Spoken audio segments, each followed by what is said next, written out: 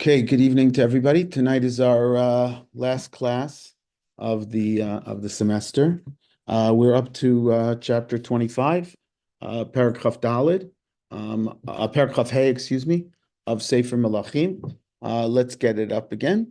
And again, I just want to quickly review our chronology. It's always confusing, and just to get a sense of the last events.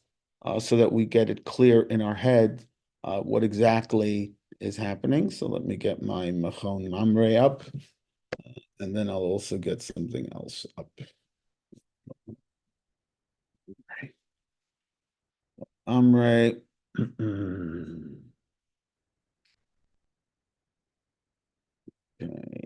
Could.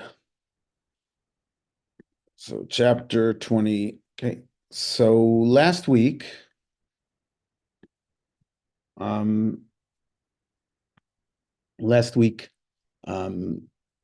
discussed, we ended, if you remember, we had a king, actually in chapter 23, the son of Yoshiyahu, the great hope of the Jewish people.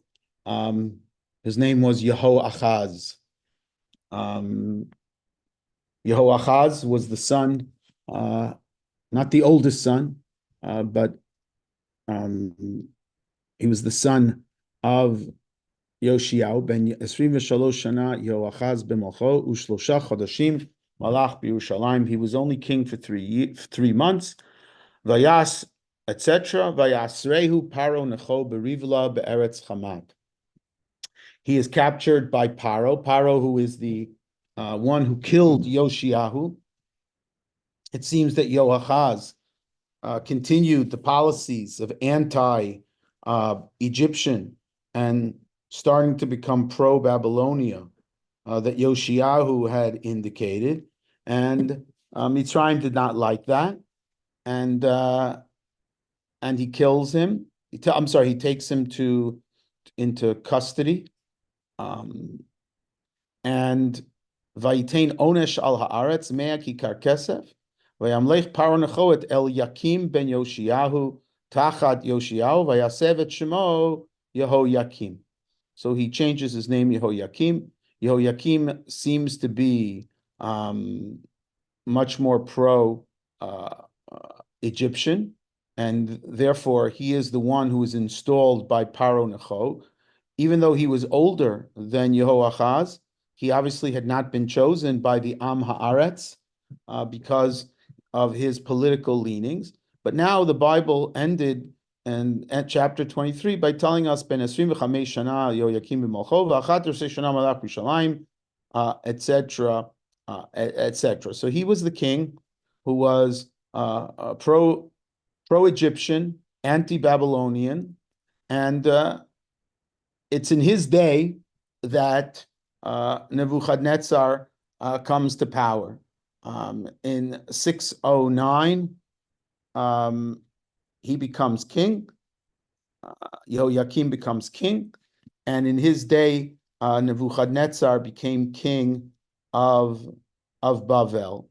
According to the book of Jeremiah, we're told pretty explicitly when this occurred. In the book of Jeremiah, which in these last chapters, one could do a tremendous amount of paralleling left and right between Jeremiah and the end.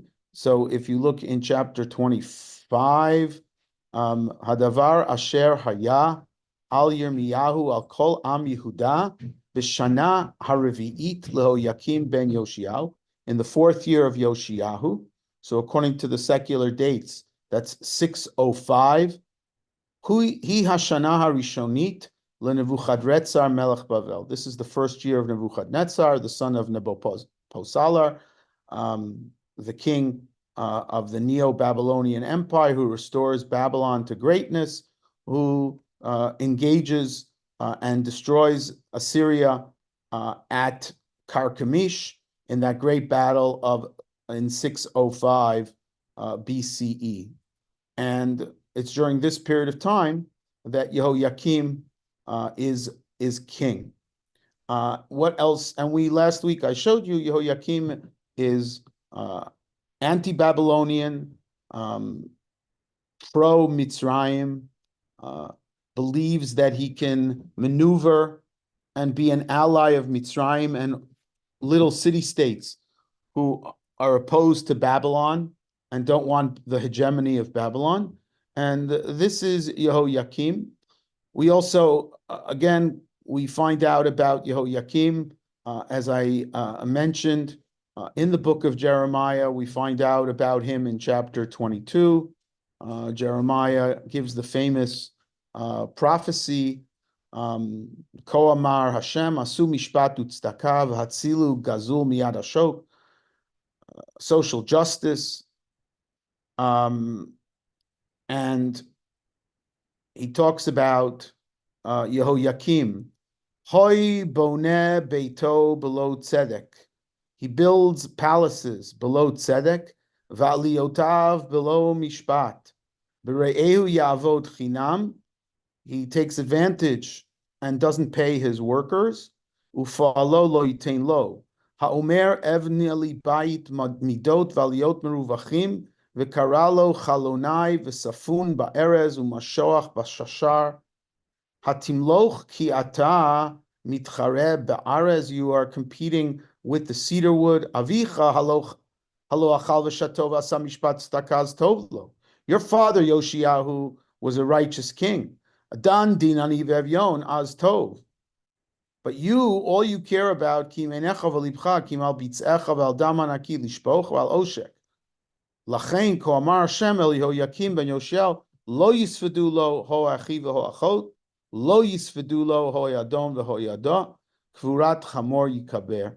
That's what's going to happen. So Yehoiakim is presented in the Bible as a very nasty kind of figure, in addition to being in sharp opposition to the foreign policy of Yirmiyahu, because Yirmiyahu, basically, after the first 23 years of basically telling them to do tshuva, basically the next 20 years, the next 10 years, Yirmiyahu basically tells them the jig is up, the Churban is going to happen, surrender to Bavel and save what you can, so that less people will die in famine. Maybe it won't be as terrible a destruction.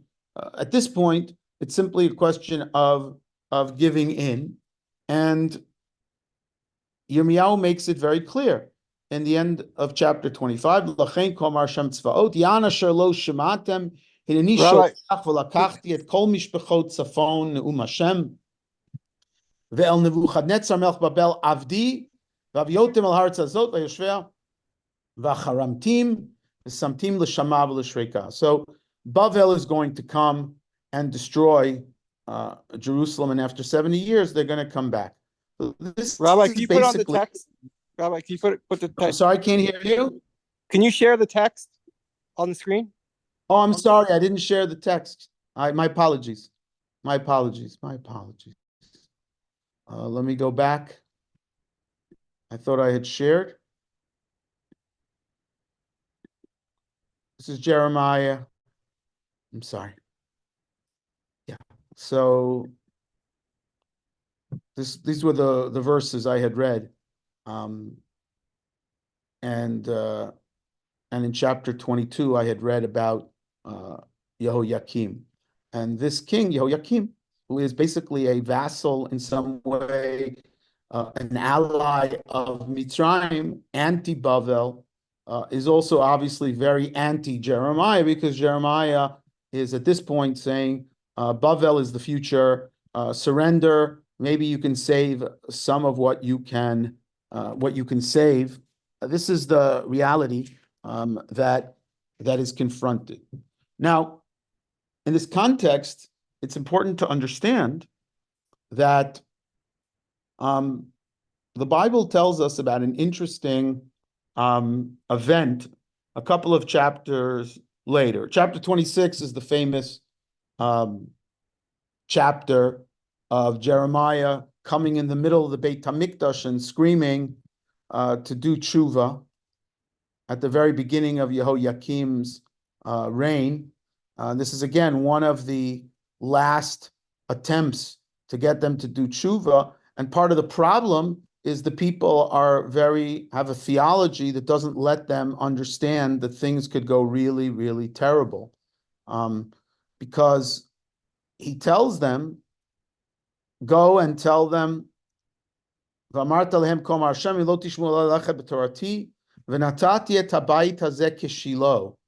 will happen to this house will happen just like happened to Shiloh.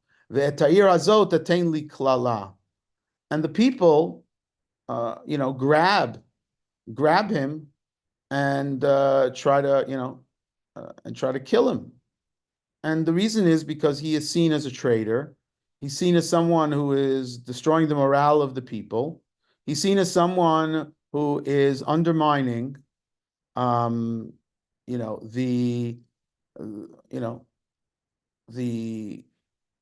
ability of the people to sustain themselves and sustain and not be afraid of the growing power of Babylon. In chapter 25, he said, I'm sorry, not in chapter 25, but in the famous Nevuah of chapter 7, we get a little bit of a window into what was the theology that led all these people not to want to listen to him. And the reason was, Al tivtechu lachem el divrei hasheker lemor heichal Hashem, heichal Hashem, heichal Hashem, hema. Don't listen to all the people who say, it is the temple, it is the temple, it is the temple. God will never destroy his temple. That's not what will save you or not save you. And he basically says, Ki lechunam mekomi asher b'Shilo, go to Shiloh and see what happened in Shiloh. God will destroy his temple, just like he did with Shiloh. But the theology, and especially if you remember 100 years before, the Jews had experienced the story of Chizkiyahu, which we read a few weeks ago. And in that story, God had come in and swept in at the last minute and saved Jerusalem. And the temple in Jerusalem wasn't touched. And so there may have been a lingering theology amongst these people, may have been a lingering theology that God will never touch his temple, just like he did in Chizkiyahu. He didn't let Assyria. So maybe it's the same situation. Obviously, the difference is it's 120 years later. We have the sins of, Menashe. We have the sins that are, things had not changed after hundreds and hundreds of years. Jeremiah's mission was unsuccessful. Yoshiahu's mission was unsuccessful. And so at this point, God says the die has been cast, and that's not what's going to happen. During this time of Yehoiakim, we also find out in the book of Yirmiyahu, in chapter 36, Vahi b'shana ha'revi'it lo Yakim ben Yoshia haya dvar, etc. He's told to take a Megillah and read it, which has all of his prophecies. And he gathers all the people together to read the prophecies. And the Bible tells us that a year later, right, there is a gathering. Vahi b'shana chamishit lo Yakim ben Yoshia melchia b'chodesh haTshi'i in Kislev kar'u tzom lifnei Hashem kol ha'am b'Yushalayim v'kol ha'am haba'im yarei Yehuda. They gather in and they have a tzom. Now, why do they have a tzom? This is 604, right? Yehoiakim became king in 609. Nebuchadnezzar became king of Bavel, the Neo-Babylonian Empire, in 605. And in 604, we have this gathering, and they have a fast day in the middle of December. Why do they have a fast day in the middle of December? So we now know from archaeological evidence that, let me see if I can find it. We now know that in the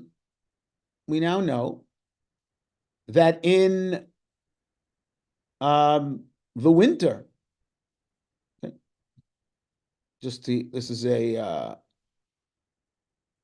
again just a highlight, a preview. After Nebuchadnezzar had been crowned king of Babylon, he set off with the world's most powerful army to consolidate the gains he had made in Syria. He campaigned throughout most of the year into the winter, where the rains usually begin to fall. Ordinarily, no one would think of conducting military operations, but late in 604, decided to strike at the heart of Philistia as the primary seaport of the Philistines, Ashkelon, which was one of the major, allies at this time of the Egyptians. And we have the Babylonian Chronicles. He marched to the city of Ashkelon and captured it in the month of Kislev. He captured its king and plundered it. He turned the city into a mound and heaps of ruins. And then in the month of Shvat, he marched back to Babylon. So there's no reason not to connect the reality of the fact is that that Judea is under grave, there's a lot of threat. People are very concerned. People are very concerned about what's going on in the Azor, in the area. Bavel is coming very, very close. Ashkelon is one of the cities that borders on Judea. He's mounting an offensive in Ashkelon. Who's to say that he's not going to quickly come and turn his efforts directly into Judea? He doesn't do that, but they're concerned about it, and therefore they gather. That's the way to understand this chapter. Kar'u tzom, they call for a fast day, and in this fast day, they read the Megillah of Yirmiyahu, who tells them all the terrible things that they've been doing. And because of that, they're in trouble.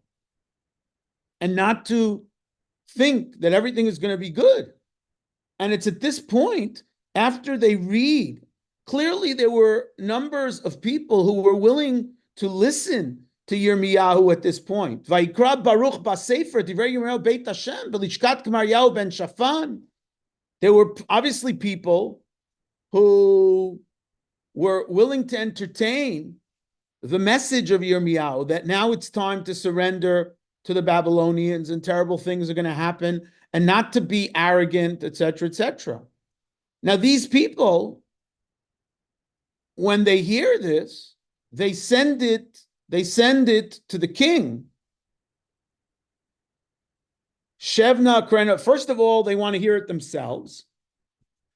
Pachadu Ishareu.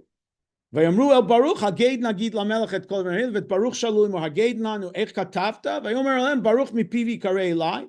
Jeremiah is dictating, and then I wrote it down.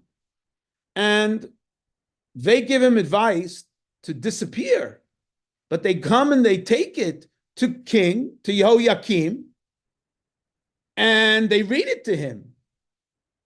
But the king is unmoved. The king throws it into the fire. The famous story.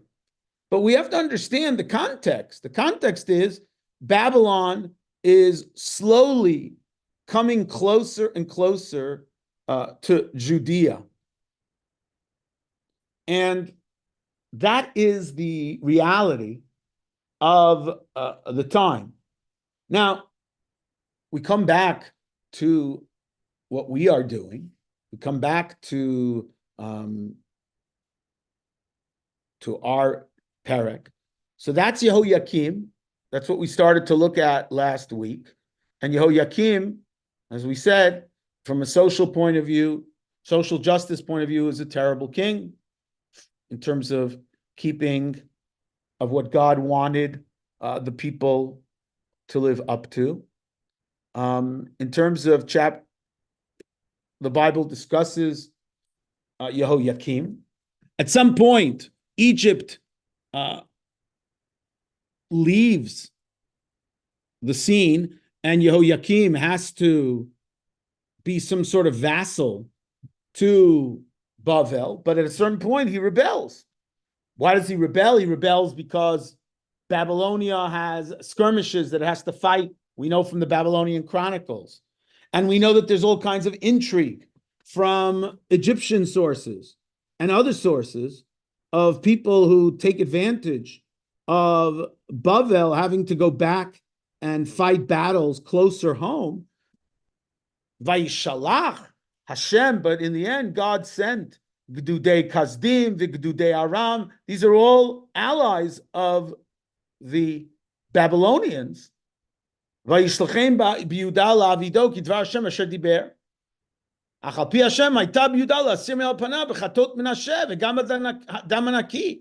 All the prophets who had been killed, v'lo Hashem lisloach.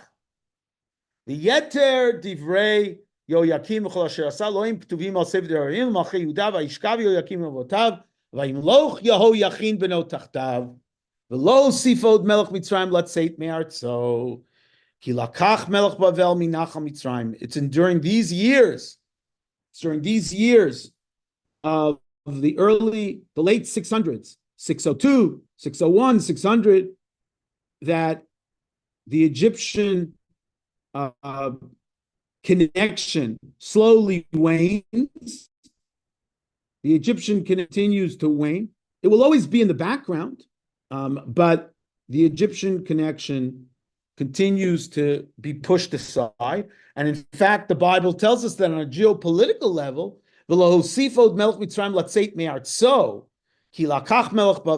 basically as a major fighting force, Egypt will no longer play a role. And that's why Egypt does not ultimately play a role. We never see them coming to aid Judea in the next decade, which will be a critical decade of exile, destruction, etc.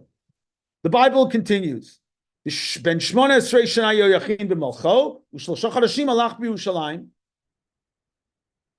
he is also deposed, just like Yehoachaz was deposed. He's deposed because he's not pro-Bavel.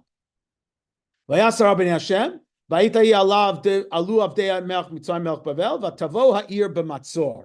city is under siege. Now, this is now 598, according to the Babylonian Chronicles and the outside sources. At this point, Jerusalem could have been destroyed, but clearly there's a matzor, there's a famine. But clearly, it's not a full-fledged siege, excuse me. It's clearly not a full-fledged siege because we don't hear about famine. We don't hear about destruction. We don't hear about... Clearly, at least that's the way many interpret it, there was a kind of quid pro quo here, that Jerusalem would kind of surrender and now be a vassal to Bavel, would pay a terrible fine, and its government would go and be exiled. And that's exactly what happens. And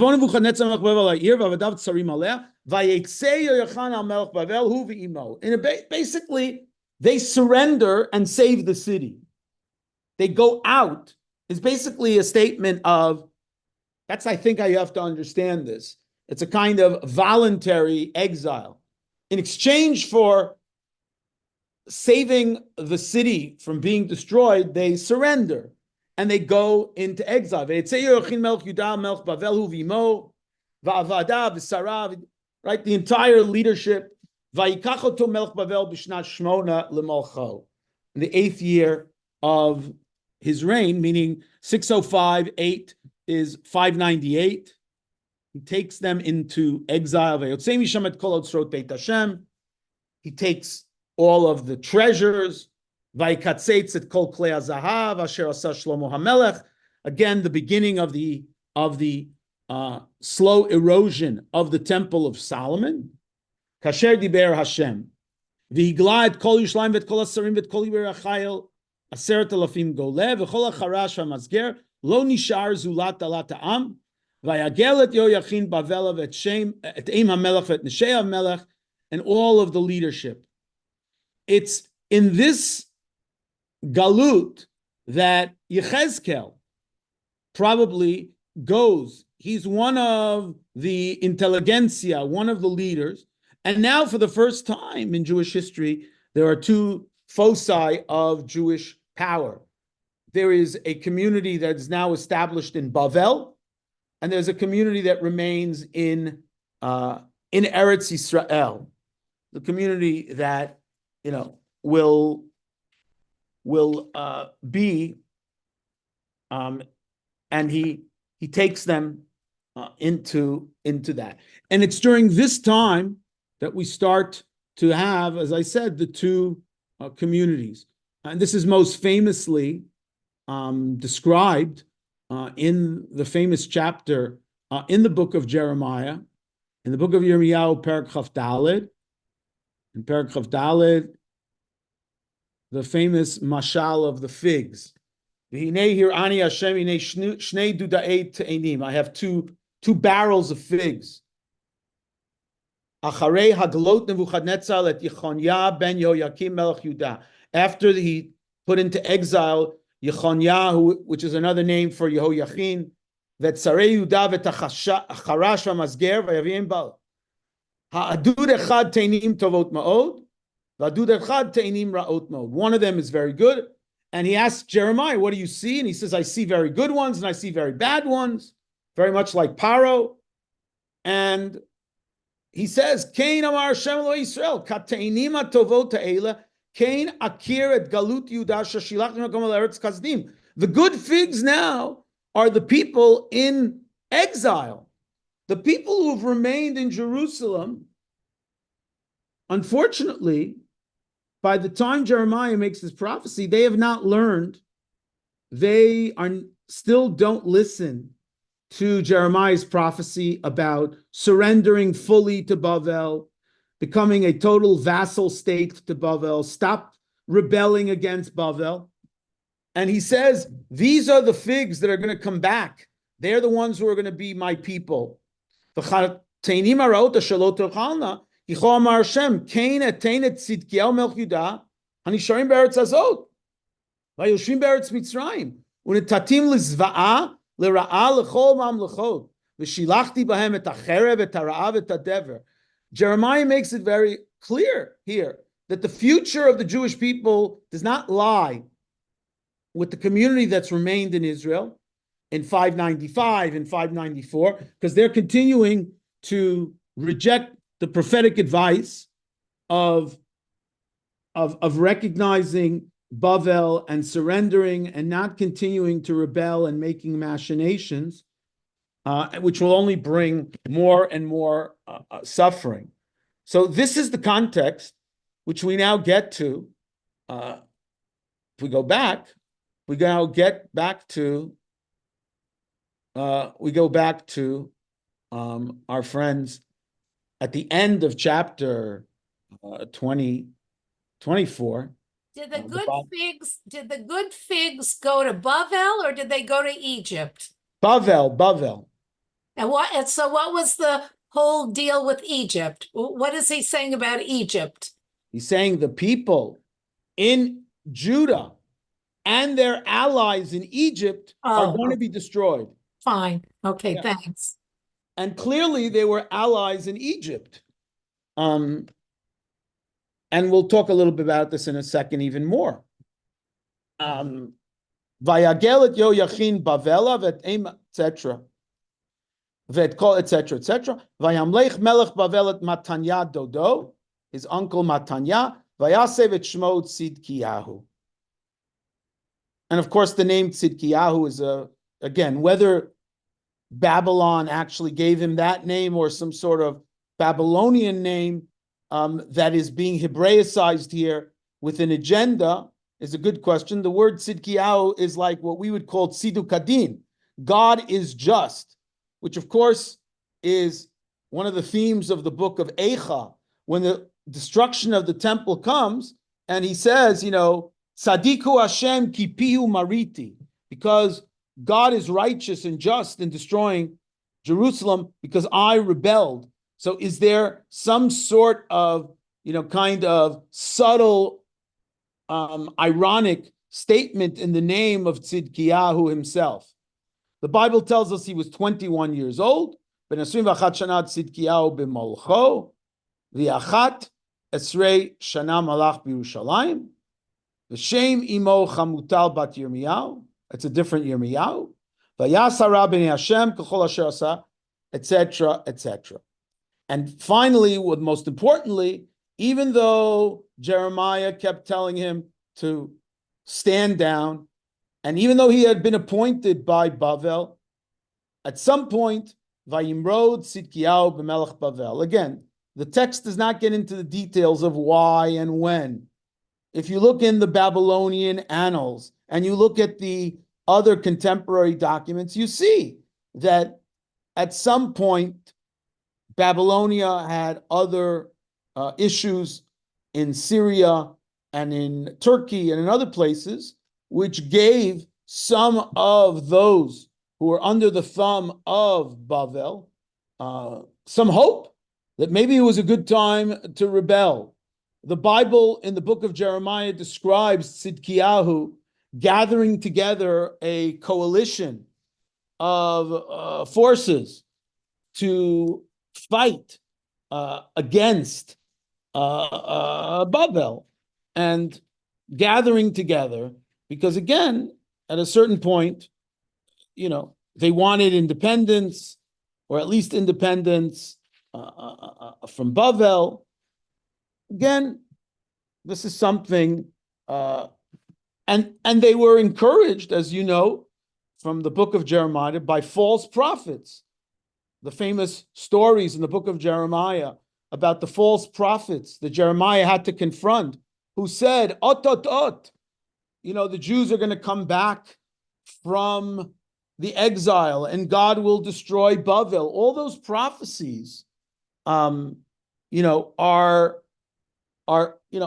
all out there. The hopes of destroying, the hopes of destroying, Bavel. And I could show you in this context, let me just get the exact reference, in the book of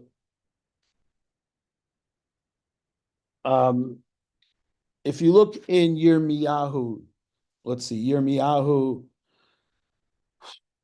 28, Yirmiyahu 28.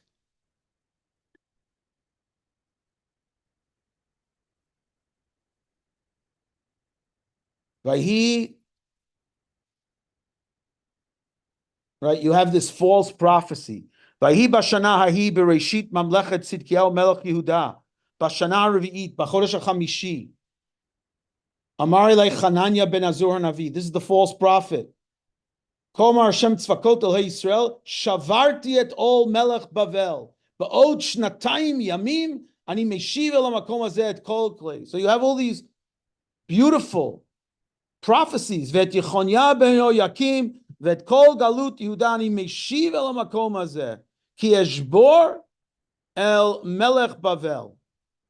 And Yirmiyahu says it'd be great if this is true, but what you're saying is sheker.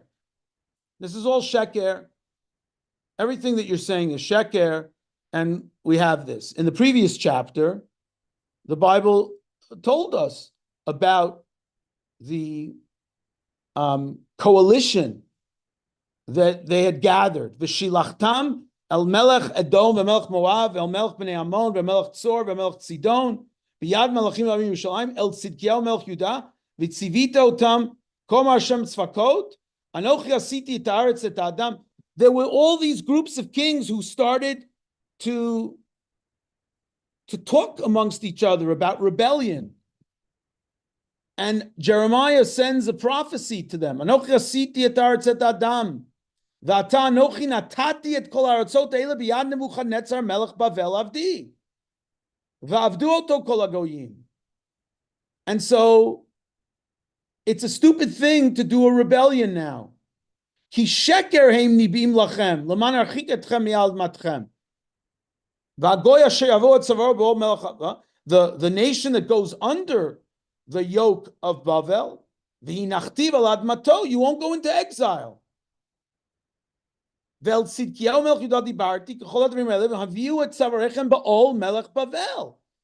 It's time to give up fighting against the windmills.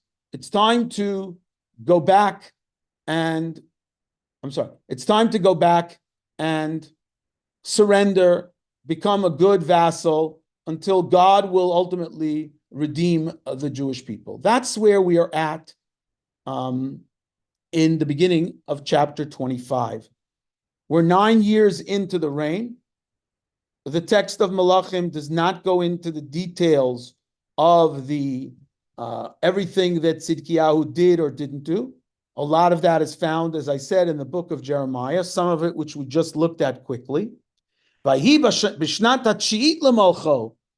9th year of Tzidkiyahu, so if Tzidkiyahu became king in 597, and when Yechaniah was sent into exile, and he becomes king, so this is the 9th year. We're talking about 588.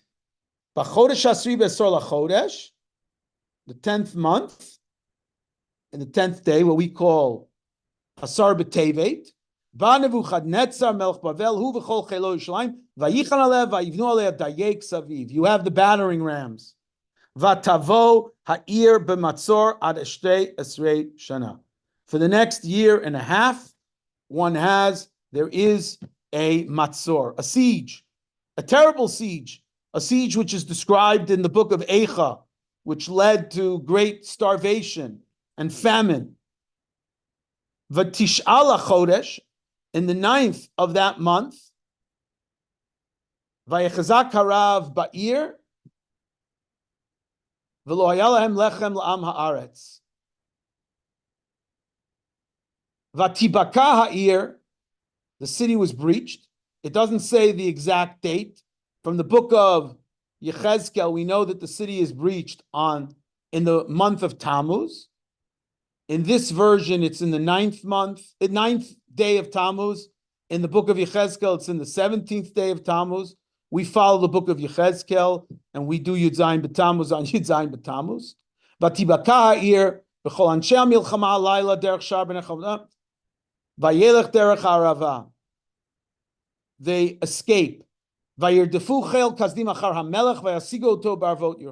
he doesn't put up a fight. He simply tries to escape. But they capture him. All the way up north. I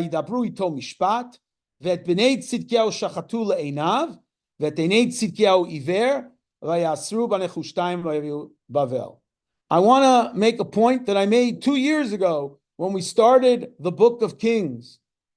This story that the last king of Israel saw his children killed before his eyes, and that was the last thing he saw in his life before he himself was blinded by the Babylonians, is a direct closing of a circle that at the beginning of the book of Kings, the house of David was established. And David got to see the beginning of the dynasty. The Bible tells us that, in the previous chapter, after David establishes Solomon as his heir, David says,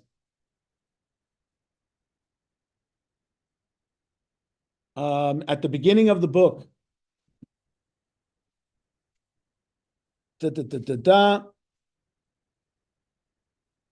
David says,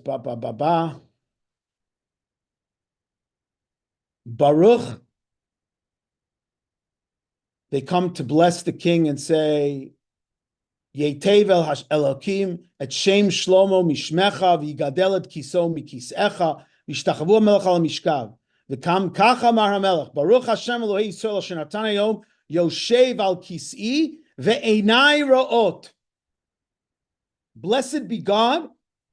Often a king doesn't see his heir go to the throne. He dies and then there's an heir. But I was instrumental in seeing my heir sit on my chair, and my eyes have seen the glory of the coming of the Lord. My eyes have seen that my son,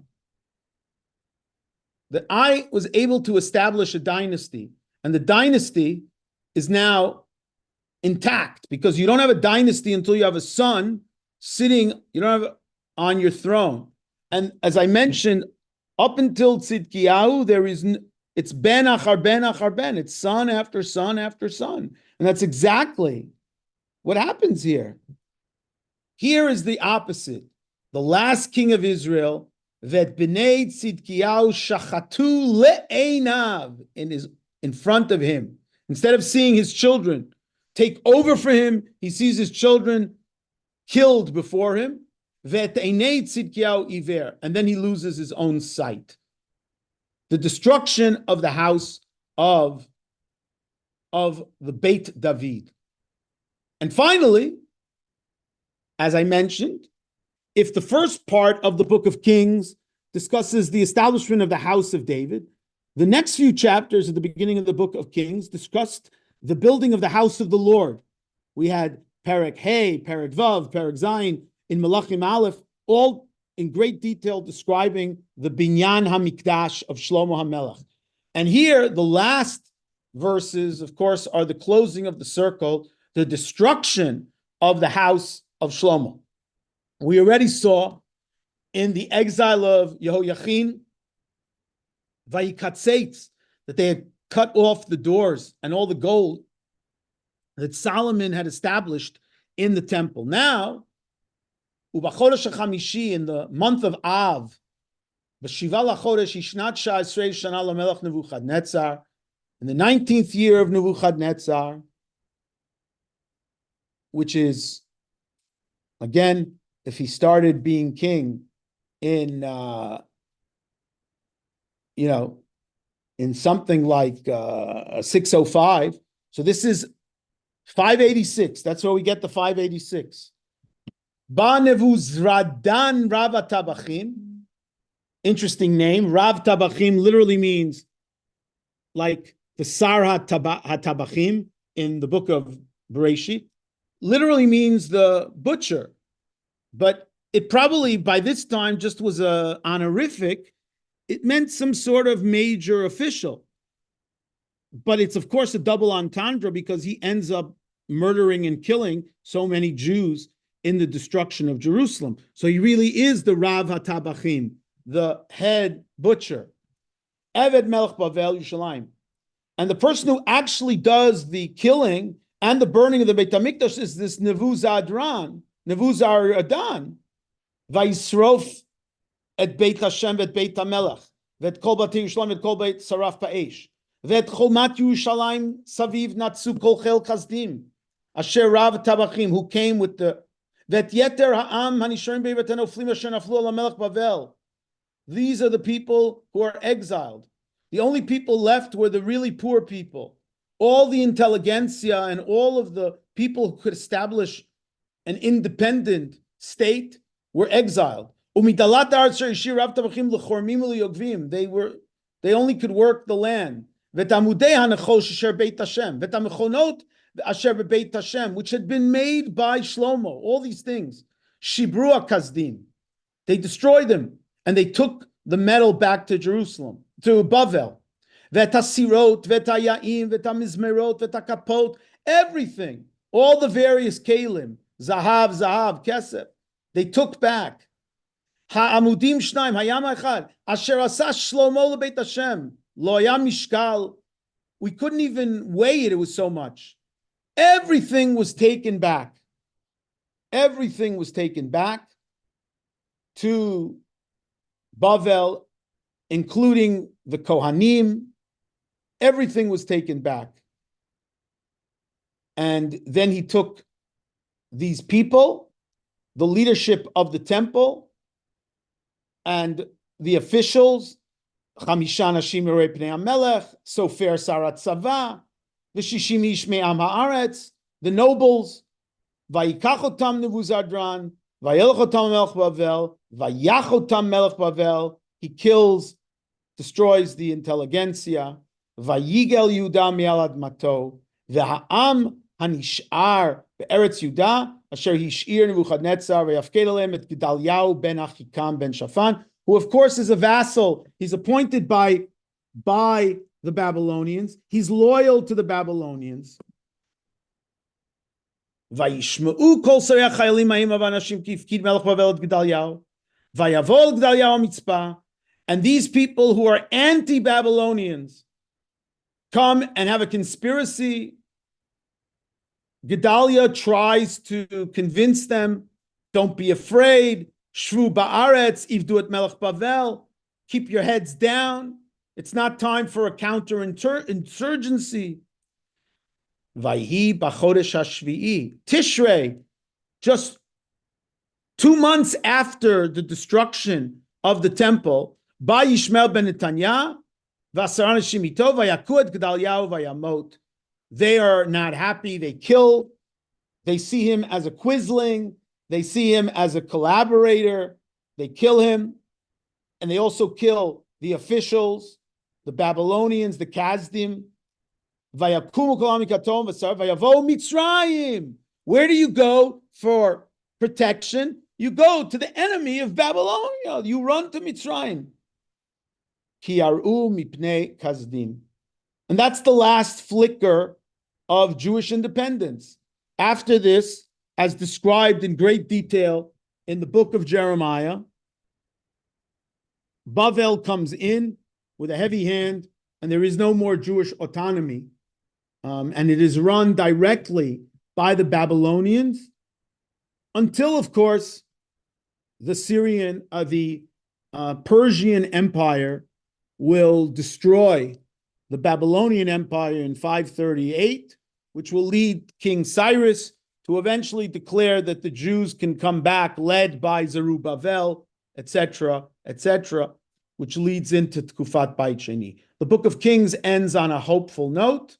Vayhi b'shloshim v'sheva shana legalut Yehoyachin melech Yehuda. Notice, from the perspective of the Bible, the last real legitimate king, the Ben Achar Ben, was Yehoyachin, and so they're still counting the shloshim v'sheva shana from 37 years from 597. This is 560.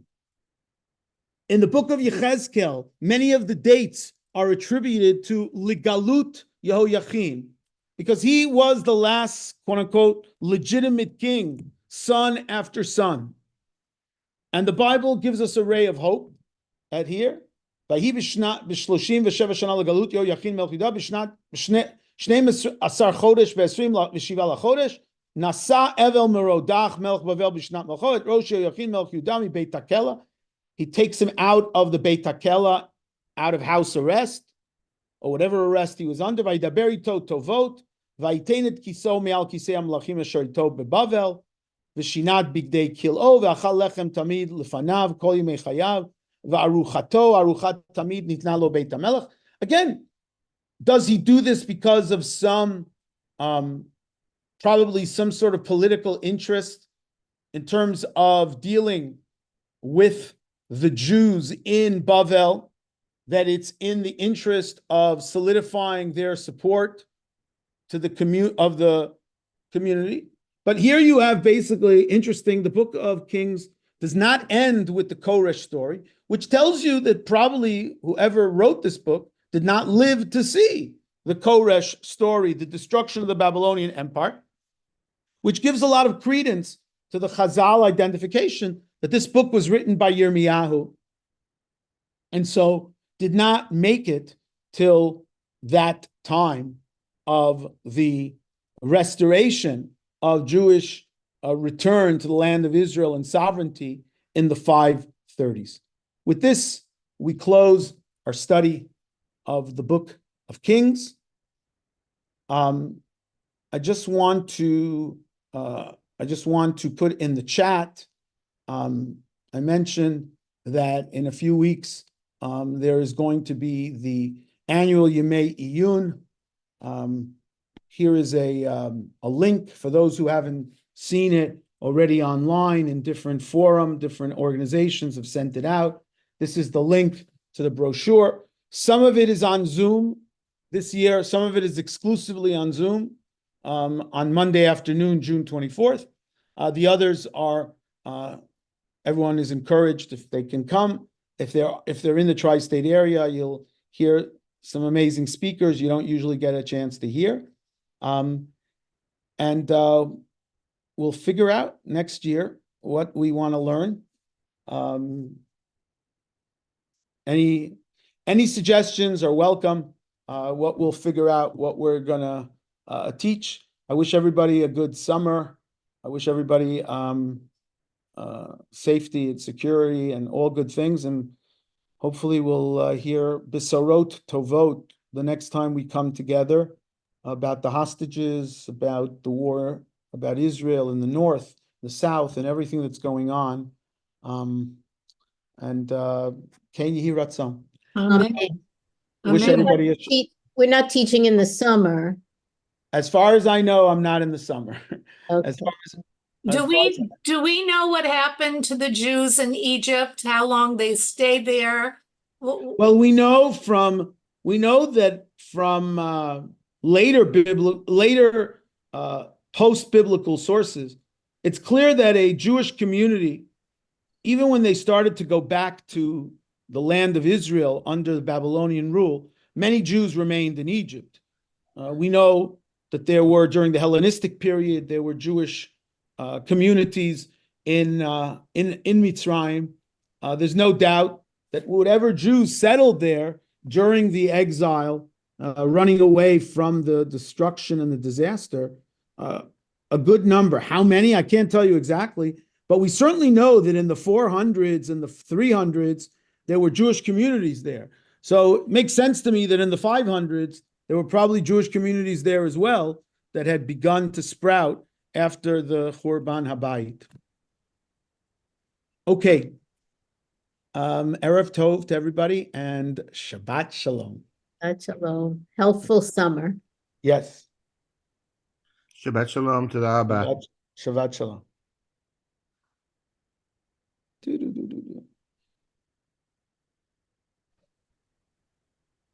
Thank you. Okay, Shabbat Shalom. Shabbat Shalom.